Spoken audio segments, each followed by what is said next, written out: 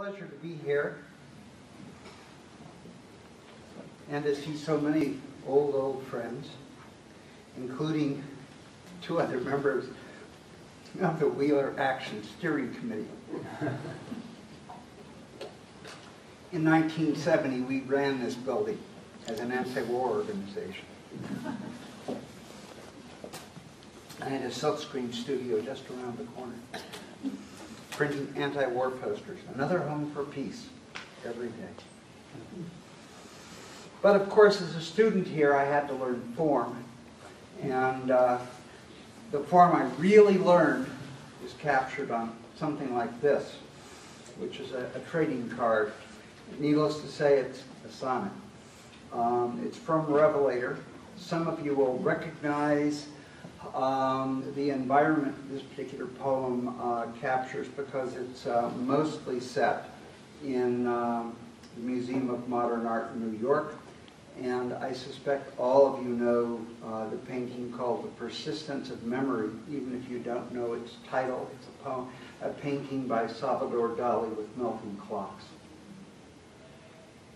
Drone to the fan in the bathroom, refrigerators rumble, casting ice. Fluorescent bulb shines in the lamp. Damp day fogs the glass. Razor wire rings the rooftop. The young woman rises to shake my hand. The helicopter green just hangs high over the gallery floor. The persistence of memory smaller than I'd imagined. The pinks of the women of Avignon too bright. I hear mourning as the first siren trucks cough. I have been working for the past couple of years on a new section of this longer work. In the new section itself is called Universe. And one section of it will eventually be called Northern Soul, which is a mode or genre of music in England that would be equivalent in the US to Motown. And the first section of that work was published as Whorf Hypothesis, which is what I am going to read. Up Key Street to Deansgate, then over to Victoria Station, Northern Rail west to Liverpool. Gray clouds pillowing the sky, no height in these fields yet, whatever they're growing. Hedgerow as fencing. An older station at Newton-le-Willows, brick office padlocked, but the chairs on the platform, bright yellow vinyl, then the backsides of row housing with thin slivers of yards.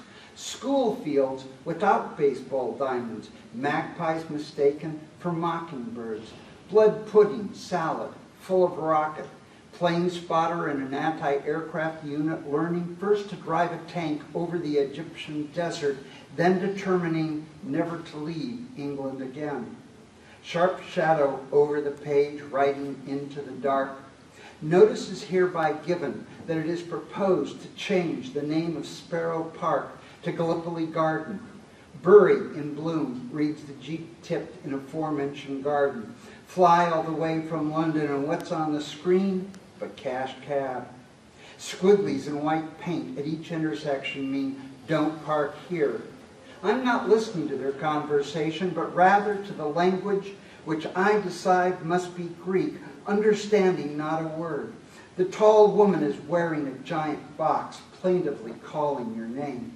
The little dog pirouettes just to see me. The market's a national treasure, but it's just off-brand tack in vast quantity. United puts away the arsenal to reach the finals, canals everywhere. 10% of the people own 90% of the land. Ergo, 90% of the people live on just 10% of the land. The streets thus are crowded in the south. Locals discern a coarse tongue. Wystan Kurnow and Barry Schwabsky in the very same room. Asparagus ravioli, Fleet Street being shorter than I'd imagined. Cutting short, Artie Gold. Vomiting between sets as the turntablist samples Willie the Shake.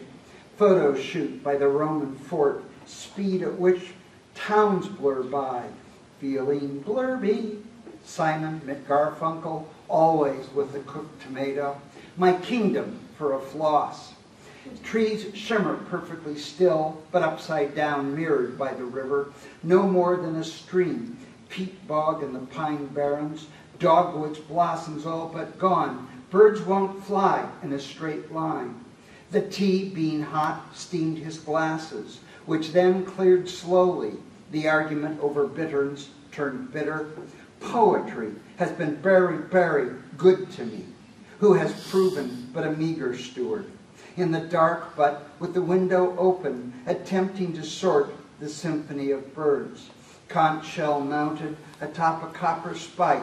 Where I come from, fog never foretells rain, but here it is difficult to discern where one ends, the other congeals into drops. First crow at dawn maketh one to yawn.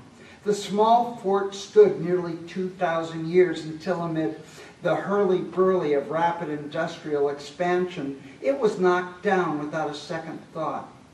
Four-trilled bird song, or perhaps a female greenback heron.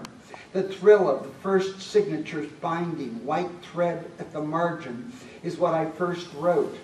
Wind on the back of my neck, soften the break in the line, not as you hear it rhetorical, but throated, caught in the business of breathing.